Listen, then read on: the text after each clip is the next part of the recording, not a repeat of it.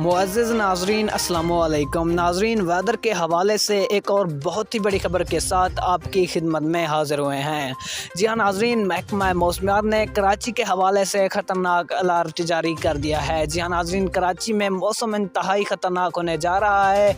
कराची में एक और बहुत ही बड़ा तूफ़ान आने लगा है, जो कि रेत का बहुत ही बड़ा तूफ़ान है, जो कि चंद ही घंटों में कराची में तबाही बना देगा। आइए आपको मुकम्मल तफसील से आगाह करते हैं इस छोटी सी वीडियो में। लेकिन वीडियो में मज़ीद आगे बढ़ने से कबल आप तमाम दोस्तों से गुजारिश है कि अगर आपने हमारे चैनल को सब्सक्राइब करके वीडियो को लाइक नहीं किया है तो जल्दी से कर दें।